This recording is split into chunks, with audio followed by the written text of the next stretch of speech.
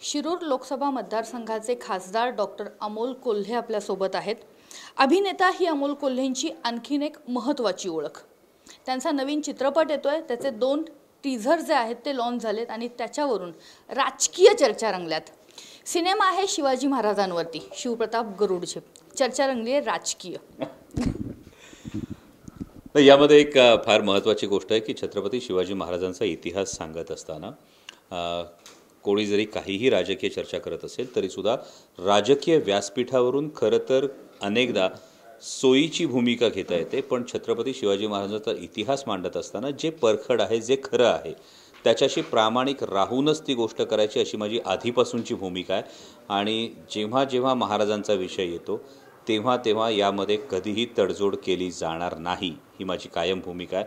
कारण छत्रपती शिवाजी महाराजांचा इतिहास सांगण्यापुढे माझ्यासाठी, अमोल कोल्हेसाठी कोणतंही पद, कोणतीही खुर्ची ही महाराजांचा इतिहास सांगण्यापुढे गौण आहे। त्यामुळे जे खरं आहे ते मी परखडपणे मांडणार। महाराष्ट्राच्या राजकारणामध्ये सध्या हिंदुत्व पॉलिटिक्स हा मुद्दा महत्त्वाचा आहे। ज्ञानव्यापीचा मुद्दा आहे। औरंगजेबानंच आमच्या धर्माची मंदिरं जी आहेत ती पाडली असा एक टीझरमध्ये आपण पाहतो, आणि मग आमच्या धर्माची मंदिरं जर कुणी उकळून टाकत असेल तर त्याचे हात आम्ही सोडणार नाही, अशा पद्धतीचा एक डायलॉग आहे। ही हिंदुत्वाची लाईन आहे? मला वाटतं ही इतिहासाची लाईन आहे। ही इतिहासाची लाईन जास्त आहे, कारण जसं तुम्ही म्हणालात त्या पद्धतीनं ही घटना इतिहासात घडली होती का, तर होय, अनेक ठिकाणी घडली। याचे अनेक ऐतिहासिक पुरावे आहेत आणि याचे ऐतिहासिक पुरावे आहेत म्हणूनच ही गोष्ट घडली। कारण आपण जेव्हा इतिहासाचा धांडोळा घेतो तेव्हा अनेकदा या पद्धतीच्या धार्मिक गोष्टी करणं हे सत्ता स्थापन करण्याच्या जवळ जाणाऱ्या बाबी होत्या, हे आपण इतिहासात वारंवार पाहतो। आणि हे वारंवार पाहत असल्यामुळे की औरंगजेबाच्या काळामध्ये या गोष्टी घडल्या, तर हो, अनेक ठिकाणी या गोष्टी घडल्या आणि त्या गोष्टींचा जो एक तिटकारा हा छत्रपती शिवाजी महाराजांना होता। म्हणजे एकूण सगळा प्रसंग काय हा तर तुम्ही नक्कीच चित्रपटात बघाल, पण ज्याचा उल्लेख तुम्ही केला, या गोष्टी घडल्या होत्या का, तर हो, या गोष्टी घडल्या होत्या। आणि मग जर गोष्टी घडल्या होत्या तर त्या तशा सांगायला काय हरकत आहे? अमोल कोल्हे, तुम्ही फरडे वक्ते आहात। म्हणजे अगदीच काल परवा झालेलं राष्ट्रीय अधिवेशनामध्ये सुद्धा तुमचं भाषण जे आहे ते गाजतंय। गेल्या काही दिवसांमधली तुमची जर भाषणं पाहिली तर ती राष्ट्रप्रथम अशी आहेत। राष्ट्रप्रथम काय नेमकी, म्हणजे अमोल कोल्हे काही वेगळी राजकीय भूमिका घेत आहेत का, किंवा नेमकं काय? अनेक प्रश्न आहेत मतदारसंघामध्ये, उलटसुलट चर्चा रंगतायत। केंद्रीय मंत्री मतदारसंघामध्ये आहेत, अगदी भाजपमधनं नवा चेहरा येणार असंही सांगितलं जात आहे। 2024ला अमोल कोल्हे कुठे दिसतील? 2024चं मला ठाऊक नाही, पण तुम्ही ही गोष्ट तर तुमच्या समोर आहे की केंद्रीय मंत्री माझ्या मतदारसंघात आहेत।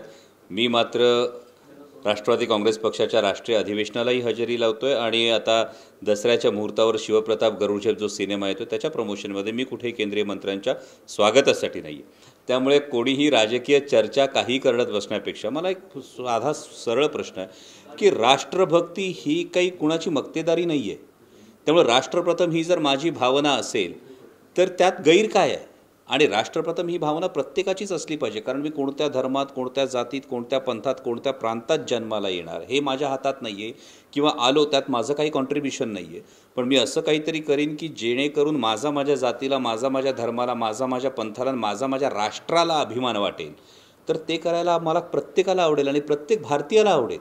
त्यामुळे लगेच राष्ट्रप्रथम ही संकल्पना मांडली तर त्याच्यातून राजकीय अर्थ काढायचे मला वाटतं ही फार घाई आहे। कारण 2024ला काय असेल, कशा पद्धतीचं चित्र दिसेल, या सगळ्यावर भाष्य करण्यापेक्षा मला महत्त्वाचं हे वाटतं की सध्या देशातलं जे वातावरण आहे या वातावरणामध्ये राष्ट्राला प्राधान्य, राष्ट्रहिताला प्राधान्य देणं ही आजच्या काळाची गरज आहे। आणि आत्ता जसं आपण कर्तव्याची बाब म्हणतो त्या पद्धतीनं मतदारसंघातले अनेक प्रश्न मार्गी लावत असताना जी माझी दुसरी ओळख आहे ती म्हणजे अभिनयाची ओळख आहे। आणि छत्रपती शिवाजी महाराज हे पुढच्या पिढीपर्यंत पोहोचवणं हे मी कायम माझं कर्तव्य मानत आलेलो आहे। आणि त्या दृष्टीनं शिवप्रताप गरुडचे हा सिनेमा प्रेक्षकांच्या भेटीला घेऊन आला आणि तो मी इथून इतिहास मांडतो आहे। सेनेतून राष्ट्रवादीमध्ये आलात, खासदार झाला। अगदी तेव्हापासून, म्हणजे तुमच्या निवडणुकीच्या प्रचारापासून ते आत्तापर्यंत तुमचे विरोधक, माजी खासदार राहिलेले त्या भागातले, तुमच्या विरोधामध्ये सातत्यानं कुजबूज मोहीम चालवत आहेत। नेमकी काय कारण आहेत? मला वाटतं सर्वसामान्य कुटुंबातून राजकारणात आल्यानंतर अशा पद्धतीनं या कुजबूज मोहिमेला तोंड द्यावं लागणारा मी पहिला नाही आहे।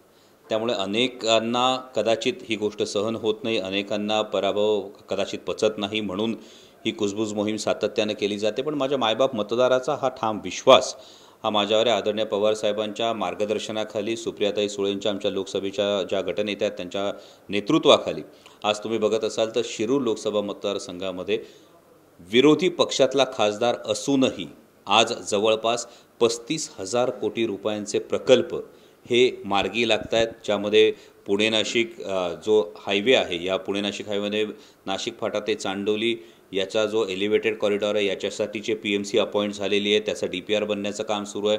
तळेगाव चाकण शिक्रापूरच्या एलिव्हेटेड रोडचा प्रस्ताव हा स्वतः गडकरी साहेबांनीही त्याचं सुतोवाच केलं, ज्याची टेंडर प्रक्रिया सुरू आहे. वाघोली ते शिरूर हा 18 लेनचा फ्लायओव्हर होतो आहे. पुणे नाशिक सेमी हायस्पीड रेल्वेचं काम इथून मागे सर्वजण याचे साक्षीदार आहेत. इथून मागे या प्रकल्पाला असणारी गती आणि शिरूरमधल्या मायबाप मतदारांनी मला ही संधी दिल्यानंतर त्या प्रकल्पाला असलेली गती हा फरक प्रत्येकजण जाणतोय. तुमच्या मतदारसंघामध्ये आता ज्या केंद्रीय मंत्री दौरा करतायत ते असं म्हणतात, म्हणजे तुम्ही सांगितलेत इतक्या हजारो कोटी रुपयांचे प्रोजेक्ट तुम्ही आणलेत, पण तुमच्या घरासमोरचा रस्ता तुम्ही दुरुस्त करू शकला नाहीत, केंद्रीय मंत्र्यांचा आरोप आहे.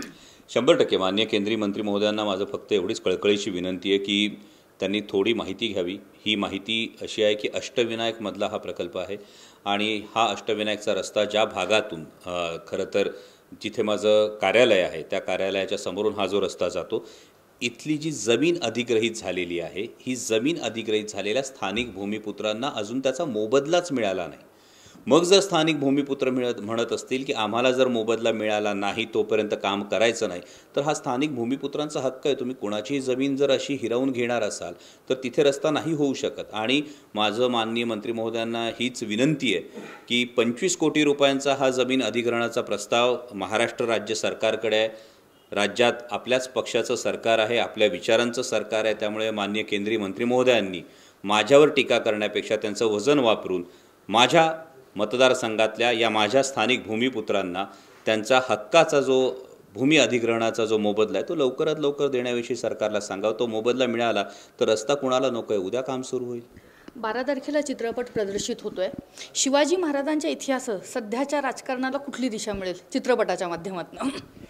नाही, नक्कीच वास्तवदर्शी छत्रपती शिवाजी महाराजांचा इतिहास हा कायम प्रेरणादायी आहे आणि ही कोणती नेमकी दिशा मिळेल, मला वाटतं की 5 ऑक्टोबरला जो विजयादशमीच्या मुहूर्तावर सिनेमा प्रदर्शित होतो आहे, अनेक जणांना सोनं लुटण्याचा आनंद या दसऱ्याच्या दिवशी मिळेल. त्यामुळे चित्रपटातून काय प्रेरणा मिळेल हे चित्रपट पाहिल्यानंतरच त्यांना समजेल. कॅमेरा पर्सन मंगेश पेडामकरसह अश्विनी सातोडुके, TV9 मराठी, पुणे.